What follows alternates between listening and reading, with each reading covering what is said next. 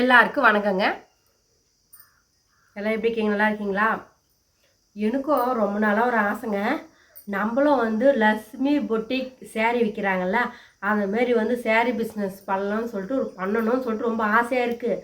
ஆனால் அந்த எப்படி செயல்முறைப்படுத்துதுன்னு சொல்லிட்டு கன்ஃபியூஷனாக இருக்குது. சரி, எனக்கு ஒரு யோசனை வரும் அப்பப்போ, நம்ம அரசியலில் போய் குதிக்கலாமா அப்படின்ட்டு. குதிக்க சொல்ல பார்த்து குதிக்கணும். வேகமாக ரொம்ப ஹைட்லேருந்து குதிச்சிட்டா கை கால் அடிபட்டுரும்.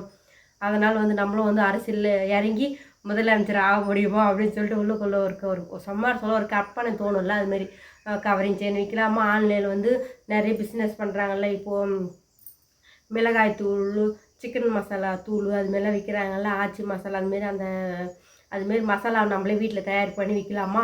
இப்போ ஆயில் விற்கிறாங்க பாருங்கள், எண்ணெய் முடி நல்லா நீளமாக வளர்கிறதுக்கு ஆயில் தேங்காய் எண்ணெய் ஏதோ காய்ச்சி ஏதோ அதில் போட்டு கொதிக்க வச்சு விற்கிறாங்க. அதுமாதிரி சேல்ஸ் பண்ணலாமா. அதுக்கப்புறம் தேங்காய் எண்ணெய் கடலெண்ணெய் எண்ணெய்லாம் சேல்ஸ் பண்ணலாமா. என்னென்னவோ தோணும். ஆனால் அதுக்கப்புறம் பொய்து வெஞ்சால் மாமூலாக நம்மளுடைய வேலை என்ன வேலை, ஆகிறது அரிக்கிறது துவைக்கிறது வளர்க்குறது தூங்குறது துண்டுன்னு சொல்கிற மாரி அதே வேலை தான். தான் சாப்பிட்றோமா ஆகிறோமா அதுதான். மறுபடியும் சும்மா சொல்ல தோணும், நம்ம என்ன பிஸ்னஸ் பண்ணணும்னு. மறுபடியும் கண்டினியூவாக அதே மாதிரி தான் பண்ணுவோம். நீங்களும் என்ன மாதிரி தான் யோசனை பண்ணுறீங்கன்னா மறக்காமல் கமெண்ட் பண்ணுங்கள். ஆனால் நாங்கள் பிஸ்னஸ் தான் பண்ணுறோம். நாங்கள் என்ன பிஸ்னஸ் பண்ணுறோன்னா, எங்கள் வீட்டுக்கு வார சந்தையில் பிஸ்கட் சேல்ஸ் பண்ணுவார். கலக்கா உருண்டை, எள்ளு உருண்டை, பன்னு, பிஸ்கெட்டு, சால்ட்டு, அதுமாரி பட்டர் பிஸ்கெட்டு, அதுமாரி சின்ன ஜேபிசி பிஸ்கெட்டு, முந்திரி பிஸ்கெட்லாம் சேல்ஸ் பண்ணுவோம். இப்போ நாங்கள் போன நேரம் இந்த வாட்டி மழை இந்த வாரம் ஃபுல்லாக ஆடி காற்று மழை அதிகமாக இருந்ததுன்னா வியாபாரமே சரியில்லை. சரி, நானும் கொஞ்ச நாள் வேலைக்கு போகலான்னு பார்த்தேன். எனக்கு வேலைக்கு போக செட் ஆகலை, நான் நின்றுட்டேன். ஏன்னா என்னுடைய வேலை நான் டைலர் வேலை செய்வேங்க. கொஞ்சம் அந்த வேலை போயிடுச்சு என்ன பண்ண சொல்லிட்டு நான் நின்றுட்டு டைலர் வேலை செய்கிறேன். எங்கள் வார சந்தைக்கு நானும் ஒரு நாள் வார சந்தைக்கு போவேன். எங்கள் வீட்டை எடுத்து தான் ஆர்டர் பண்ணி கேட்டு கொஞ்சம் நாளாக போயின்னுக்கிறேன். கொஞ்சம் வருஷமாக ஒரு வருஷம் வின் பண்ணிட்டேன். வாரத்தில் ஒரு 2 நாள், மாதத்தில் ஒரு 4-5 நாள், ஒரு 6 நாள் அப்படி போனால் கூட போதும். கடுகு, சீரகம், மிளகு, பட்டை, இலையெல்லாம் பேக்கெட் பண்ணி எடுத்துன்னு போயிட்டு 10 ரூபா பாக்கெட்டுங்க. இதுமாரி நீங்களும் குடிசை தொழில் செய்யணும்னு ஆசை இருந்தால் இப்போ எல்லா ஊர்லேயுமே சந்தை ஆரம்பிச்சுக்கிறாங்க பாருங்கள். வீட்டு வாசப்புலேயே நிறைய பேர் ஊரில் சந்தை இருக்குது. நீங்கள் அந்த அந்த உங்களுக்கு அந்த இது நீங்கள் யூஸ் பண்ணிக்கலாம். எப்படி சொல்கிறதுன்னா, அதுமாதிரி சந்தை போடுறாங்களா, உங்களால் முடிஞ்சது போய் வெங்காயம் வாங்கி வந்துக்கலாம், பூண்டு வாங்கி வந்துக்கலாம். இப்போ கூட எங்கள் ஏரியாவில் ஒரு தாத்தா கத்திரிக்காய், முருங்காய், வெண்டைக்காய், பாவக்காய் எல்லா காயும் எடுத்துன்னு போகிறாங்க. அதேமாதிரி உங்களால் முடிஞ்ச காய்கறி மார்க்கெட்டில் போயிட்டு வாங்கிட்டு காலையில் வெடிகாலம் போயிடணும் மார்க்கெட்டுக்கு. அப்போ தான் உங்களுக்கு ஹோல்சேல் ரேட்டு கொடுப்பாங்க. அதை வாங்கி வச்சு நீங்கள் அதில் மேற்கொண்டு உங்களுக்கு ஓரளவுக்கு உங்களுக்கு பஸ் ஃபேர்லாம் போய் உங்களுக்கு ஒரு 500 ரூபாய் செலவு பண்ணிங்கன்னா மேற்கொண்டு உங்களுக்கு ஒரு 200 ரூபாய் வர மாரி வருமானத்துக்கு 100 ரூபாயிலேருந்து 200 ரூபாய்கள் வரணுங்க. ஈட்டுற மாரி நீங்கள் காய்கறி விற்றுக்குங்க. பொய் சொல்லக்கூடாது, திருடக்கூடாது, யாரும் ஏமாற்றக்கூடாது. நான் சொல்கிறது கரெக்டாக இல்லைன்னு நீங்களே சொல்லுங்கள். அதுமாதிரி அது மாதிரி தாங்க நாங்கள் வியாபாரம் பண்ணுறோம். எங்கள் வீட்டுக்காரருக்கு சென்னையில் கால் அடிபடிச்சு வேலை செய்ய சொல்லும். நாங்களே சுயமாக வியாபாரம் பண்ணி தாங்க இன்றைக்கி வரைக்கும் நாங்கள் சாப்பிட்றோம். யாரையும் ஏமாற்றக்கூடாது. எங்கள் வீட்டு எப்பயும் நானும் எங்கள் வீட்டுக்காரோம், அவரும் எங்கள் வீட்டுக்காரரும் யாரையும் ஏமாற்ற மாட்டாருங்க. அவர் உண்டு, அவர் வேலை உண்டுன்னு இருப்பார். அதே மாதிரி தாங்க நானும், என்னுடைய வேலை உண்டு, நான் உண்டு. எங்களால் முடிஞ்சது 4 பேர் ஹெல்ப் பண்ணுவோம். ஆனால் நாங்கள் அது வீடியோ எடுக்க மாட்டோம். நிறைய பேர் அது வீடியோ எடுத்து போடுறாங்க. நான் எப்படி தெரியும், நாங்கள் வீடியோ எடுக்க மாட்டோம். இப்போ சொல்லுவாங்கள்ல, ஒரு கை கொடுக்கறதுக்கு ஒரு கைக்கு தெரியக்கூடாதுன்னு சொல்லுவாங்க. ஆனால் தோணும் ஒரு வாட்டி நம்ம வீடியோ எடுக்கலாமான்னு சொல்லிட்டு. அது நிறைய சாப்பாடு செஞ்சு போடுற பார்த்தியா, அப்போனா வீடியோ எடுக்கலாம். இப்போ நம்மளால் செய்யறது ஒரு 10, 20, 30, 40 ஒரு பிஸ்கெட்டு அதுமாதிரி தானே கொடுக்குறோம். இதெல்லாம் வீடியோ எடுக்கக்கூடாதுன்னு சொல்லிட்டு தான் எடுக்கலை. ஆனால் அது எடுத்து போகிறது ஒரு சில கமெண்ட் பண்ணுவாங்க, இது ஒரு விஷயம் சொல்லிட்டு வீடியோ எடுத்து போகிறீங்களான்னு சொல்லிட்டு சொல்லுவாங்க. ஆனால் அது ஏன் எடுத்து போடலான்னு தோணுதுன்னா, இப்போது ஒருத்தர் சாப்பிட்ட கையோடு காக்கா ஓட்ட மாட்டாங்க சொல்லுவாங்க, ஓட்ட மாட்டாங்க, காக்கா ஓட்ட மாட்டாங்க. அதுமாதிரி ஒரு சிலர் இருப்பாங்கள்ல, அது அவங்களுக்குலாம் தானத்தில் சிறந்த தானம் அன்னதானம் புரிய வைக்கணும். நம்மளுக்கு மீறி நம்ம வீட்டில் எக்ஸ்ட்ரா ஒரு சாப்பாடு இருக்குதுன்னா அது அடுத்தவங்களுக்கு சொந்தமானதான். அது நம்ம எக்ஸ்ட்ரா வாங்கிக்கவும் கூடாது, நம்ம வச்சுக்கவும் கூடாது. நம்மளுக்கு மீறி இருக்கிற சாப்பாடு அன்னமும் 4 பேர் தர்மம் பண்ணலாம், தப்பே கிடையாதுங்க. இப்போலாம் இப்போலாம் எங்கங்க, அது முன்னெல்லாம் ஊருங்களில் நிறைய தானம் பண்ணுவாங்க, தர்மம் பண்ணுவாங்க. இப்போ இப்போ யாரும் அவ்வளோ வரவும் மாட்டேங்கிறாங்கன்னா தெரியல. இப்போ கொஞ்ச நாளாக யாருமே வரலைங்க, யார் ஊர்லேயுமே சாப்பாடெலாம் கேட்டு. எங்கள் ஊரில் கூட கொஞ்சம் நாளாக ஆச்சு, யாரும் வரல. எப்போனா ஒரு டைம் தான் வர்றாங்க, இப்போலாம் வரது கிடையாது. நம்ம அந்த சாப்பாடு நம்ம சுற்றி வாயிலா ஜீவன் இருக்காங்கல்ல, குருவி, காக்கா, வாயிலா ஜீவன், மாடு, நாயெல்லாம் இருக்குது இல்லைங்க, அந்த சாப்பாடு வீணாகத்த குருவிக்கு எல்லாம் வச்சுடுங்க, போட்டுடுங்க. அதுக்குன்னு ஒரு பிளேட் வச்சு கூட போடலாங்க, ரொம்ப ரொம்ப நல்லதுங்க. சாப்பாடு யாருன்னா இல்லாதவங்க கேட்டாலும் கொடுங்க. இப்போ யாரும் இப்போ கேட்கலாம், அதுமாரி வாயிலா ஜீவனும் சாப்பாடு போட்டுருங்க. நேற்று நான் ஆற்காடுக்கு போயிருந்தேங்க. அப்போ வந்து சேரீ எடுத்துன்னு வந்தேன், 3 சேரீ எடுத்துன்னு வந்தேங்க. இது பாருங்கள், காட்டன் சேரீ நல்லா இருக்குதா இல்லைன்னு பார்த்து சொல்லுங்கள். நல்லா இருக்குதா? இந்த சேரீ வந்து 700 ரூபாய் சில்லறங்க.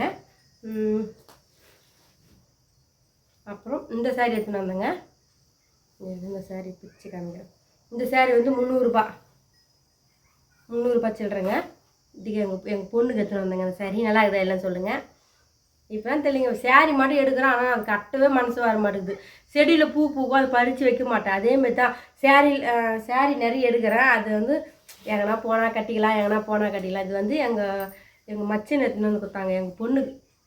அவங்க சித்தப்பாவும் அவங்க சித்தியும். இது பாருங்கள், நல்லா இருக்குதா?